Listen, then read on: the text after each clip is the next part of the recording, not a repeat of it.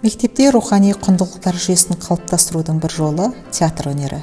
Бүгінгі таңда білім алушылардың рухани өрісін қалыптастырып, олардың өмірлік кеңістігінің әлеуетін дамытуға бағытталған менің жобам Ақсарай театры. Ең басты мақсат оларға қолайлы орта, өздерін еркін сезінетін ұжым құру басты мақсат болып табылады. 6 жылдық тарихы бар Ақсарай театры балаларды тұлға деңгейіне көтеретін шағын отбасына айналды. 2015 жылы осы мектеп ашылған кезде мен мектепте Ақсарай атты театр ашқан болатын. Театрға өзім сабақ беретін сыныптарымның оқушыларынан 5-ші, 7-ші, 11-ші сынып оқушыларынан театрға мүшелікке алдым. Ең алғаш театрды құру оңай болған жоқ. Әртүрлі жастағы балалардың мінездерінде де ерекшелік болды, және жан-жақтан келген балалар болды.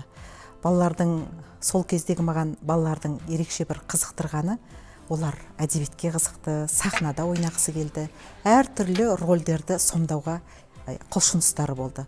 Сол мақсатпен осы театр ашылды.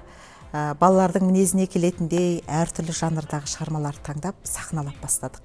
Әлі есімде ең алғаш біз Қыз жібек жырын сахналадық. Сол кезде балалар актовый залдың сахнасына өздері жырдан суретті қолмен бірнеше күн сурет салды, киімдерін өздері іздеп, енді балалар керемет дайындықты бастады.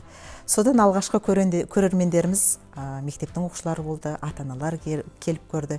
Сөйтіп уақыт өте келе балалардың сахнаға бейімделді, үйренсе келе біз көлемді шығармаларды сахналайтын болдық. Сөйтіп балалар Ақсарай театрында өздерін еркін сезініп, бір-біріне үйренісіп, бір жақсы бір тату-тәтті отбасына айналды. Енді балалардың осы жерде мен ерекше қасиетіне тоқталғым келіп тұр. Балалар әртүрлі сыныптан, әртүрлі жастағы балалардың бір отбасының, бір үйдің баласындай бірге жүріп дайындалуы Ақсарайдың бір ауызбіршілігін артқандай болды. Шынайы еңбек қашанда болсын бағаланатыны анық.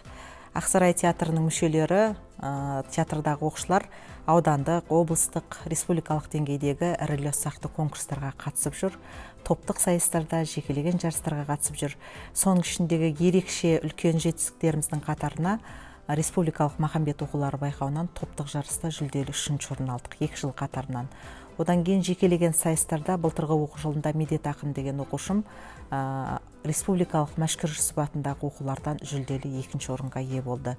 Сондай-ақ ұжымдық жұмыстың ерекше еңбегін бағалап, Іле ауданының әкімі Ақсарай театрының ұжымын алғыс хатпен марапаттады.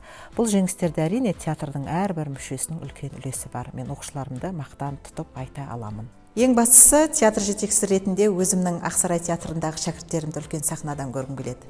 Олардың театрдағы өмірі нағыз өмірде тәрбиенің шынайы құралы болғанын қалаймын. Мен Манат Нұрсәуле, 10-ші сынып оқушысымын.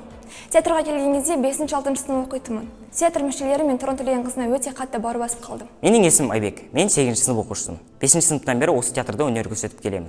Және де бұл театрда өзімнің көптеген қырларымды аштым. Актерлық шеберлік, ораторлық өнер.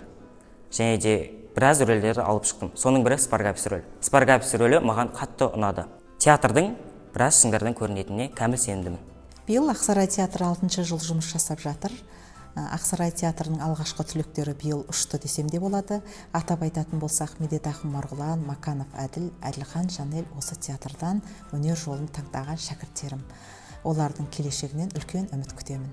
Мен Әділхан Жанел. Осы Әуренбаева Тұрғын Төлеген қызы негізін қалаған театрымыздың ең алғашқы ұшқан түлегі боламын. 6 жылдық тарихы бар театрымыз жылына кем дегенде 200 спектакль сахналап, өз көрермендеріне тарту етіп келеді. Солардың ішінде ең қатты ұнағаны Томирис пьесасы.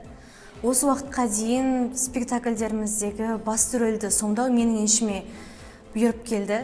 Ал өзім осы мектепті тәмамдап, музыка педагогика саласын таңдадым. Себебі Торын апайымыз секілді үлгілі ұстаз болу менің мақсатым.